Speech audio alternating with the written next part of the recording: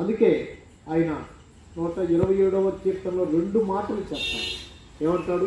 మొదటి నుండి చూసినట్లయితే, యెహోవా ఇల్లు కట్టించని ఎడల దాన్ని కట్టువారు ప్రయాసము వ్యర్థమే. యెహోవా కాపాడని ఎడల అంతే చాలు. అయితే ఆ 2 చూస్తున్నా. యెహోవా ఇల్లు కట్టువాడు, తర్వాత కాపాడువాడు. 2 ఉంటాయి అక్కడ. ఇల్లు కట్టడం వేరు, ఇంటిని మళ్ళీ కాపాడటం వేరు. ఈనాడు యెహోవా ఇల్లు కట్టించని ఎడల నీ ప్రయాసం వ్యర్థం కదా. ఈనాడు అందరికీ డబ్బు ఉంది. ఈనాడు చాలామంది యెహోవా ఇల్లు కట్టించకపోతే దాన్ని కట్టువారి ప్రయాసం వ్యర్థం. మీరు తలపెట్టిన పనికి దేవుడు కూడా నేను మీతో ఉంటాను అని ఆయన సహాయకుడుగా ఉన్నాడు. నెంబర్ 1. నెంబర్ 2 ఏమంటున్నాడు? యెహోవా ఆ పర్వతాలు దాటి ఏ శత్రువు రాలేదు. చైనా గురించి చూసినట్లయితే చరిత్రలో చైనా గోడ అంత ఎడలికి ఇంకెవరు కట్టలేదు. అంటే ఆ చైనాకి శత్రువు రాకుండా వాళ్ళు గోడ ఎంత కట్టుకున్నారంటే దాదాపు 50 అడుగులు ఎడలిపు గోడ పై ఆయన యందు భయభక్తులు గలవారి చుట్టూ ఏమని అంటున్నాడు ఆయన? ప్రియులారా, యెరూషలేము చుట్టూ పర్వతములు ఉన్నట్టు యెహోవా ఇది మొదలుకొని నిత్యము తన ప్రజల చుట్టూ ఉండును. భక్తిహీనుల రాజదండం నీతివంతుల శాస్త్రం మీద ఉండదు. 4వ వచనం చూడండి ఏమంటున్నాడు? ఎవరికంట? ఈ కంబడి చెట్టు పోయి సముద్రంలో పడమంటే పడిపోయింది. ఎంత ఉండాలంట మన విశ్వాసం? 60 కేజీలు, 65, 70 ఉంటాం అనుకో. నా బరువు వాళ్ళకి చూస్తున్నాడు, ప్రజలు గమనించరు. మరి దేవుడు మన మంచిని చూస్తుంటాడు. ఇదిగో నేను యెరూషలేము చుట్టూ పర్వతములు ఉన్నట్టు మీ చుట్టూ నేను ఉంటున్నా. నేను కట్టువాడిని, కాపాడువాడిని.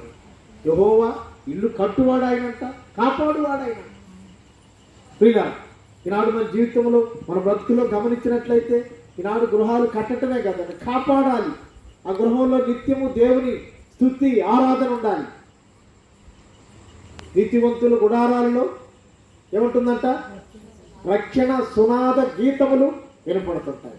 కొంతమంది గృహాల్లో రకరకాలైనటువంటి వాటి వినపడుతుంటాయి. అది దేవుని నమ్ముకున్నటువంటి గృహంగా ఉండాలంటే నిత్యము తండ్రులు ప్రార్థన చేయాలి. అప్పుడు అది దేవుని గృహంగా ఉంటుంది. ప్రియులారా, అందుకే ఆయన అంటాడు, మరి గమనించినట్లయితే బైబిల్ గ్రంథంలో ఆయన దేవుని కోరడంట. 51వ కీర్తన అంటాడు, ఏ మనసు అంట? ఇప్పుడు ఎవరు మనసు అంట దేవునికి ఇష్టం?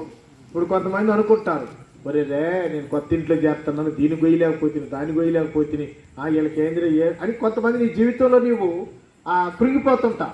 ఏలాది పొట్టేళ్లను ఇచ్చి మీరు నన్ను స్తుతించగలరా, నన్ను తృప్తిపరచగలరా? నేను దహనబలిని కోరను. అసలు నలిగిన హృదయం నీ జీవితంలో ఎంత నలిగిపోయినావో ఆ నలిగిన జీవితాన్ని నాకు ఇవ్వు, ఆ నలిగిన హృదయాన్ని నాకు ఇవ్వు. దాంట్లో నేను నివసిస్తాను, నీకు నెమ్మదిని ఇస్తాను. వీళ్ళ అందుకే నాడు మన జీవితాల్లో గమనించినట్లయితే దేవుని యొక్క వాక్యం మనకి స్పష్టంగా తెలియపరచబడుతుంది. అందుకే 18వ కీర్తనలో దావీదు మహారాజుతో చెప్తాడు మాటలు.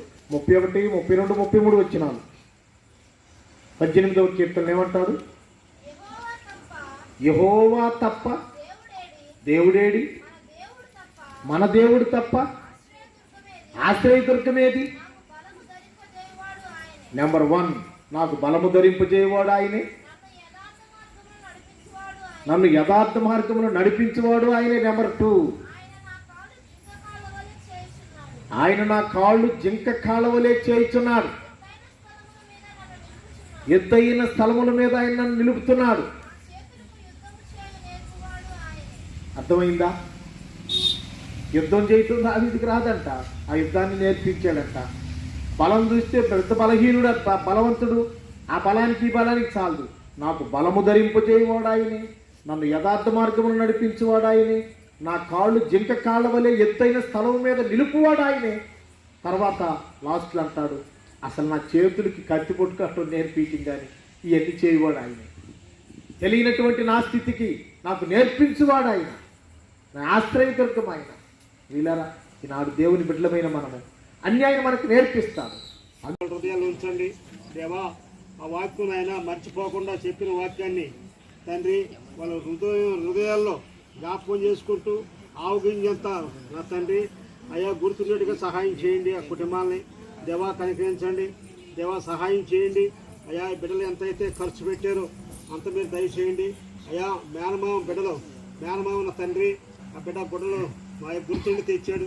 ఆ బిడ్డను కూడా జ్ఞాపకం చేసుకోండి. మేనమామని దేవా కనికరించండి. ఆ బిడ్డ మళ్ళీ చదువుల్లోకి ఆ బిడ్డ బయలుదేరుతున్నాడు. అయ్యా చదువుల్లో మీరు ఉండండి. వెలుగు కలిగిన చదువును దయచేయండి బిడ్డకు నాయన. మంచి మార్కులు దయచేయండి బిడ్డకు నాయన.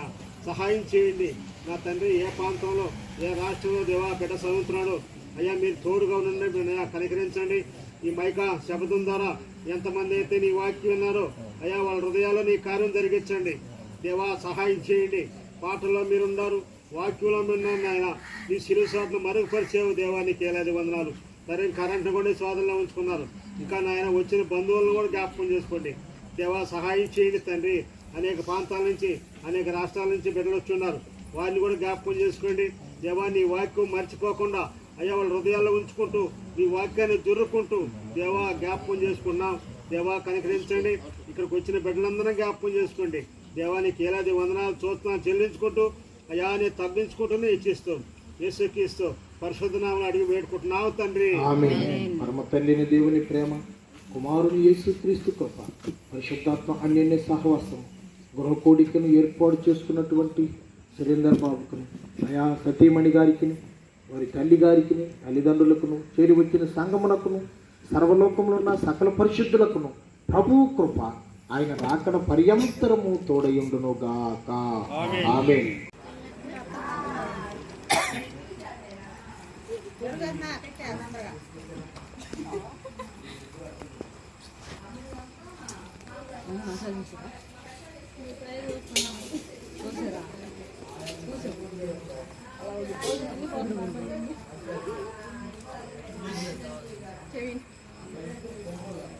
ఏందన్నా వైట్ అన్నం పెట్టుకోలేదా? వైట్ అన్నం పెట్టుకో, పెరుగు వేసుకోలేదు కాదన్నా, పెరుగన్న వేసుకోలేదు.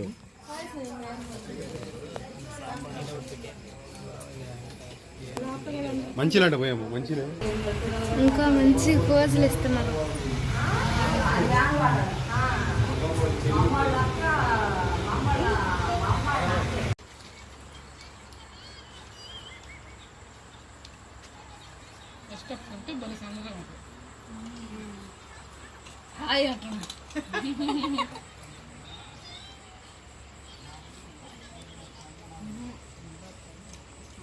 ఎవరు ఉంది బలే ఉంది ఈడియాలో బలి చేస్తాను వాళ్ళంటే అమ్మే ఊరుకోండి నేను ఆయంటే అందరు అడగతాను అన్నా.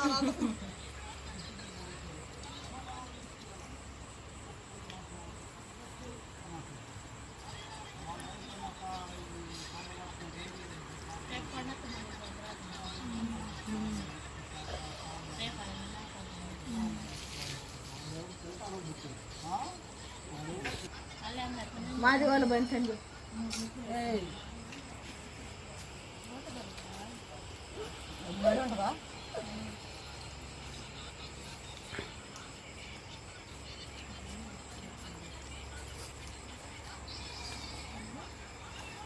వస్త్రం అని చెప్పాల్సింది కదా ఏం పోలో కప్పులు వేస్ట్ అవుతారా మళ్ళీ వచ్చాయి ఆకులు కూడా తడి జారి రాదు.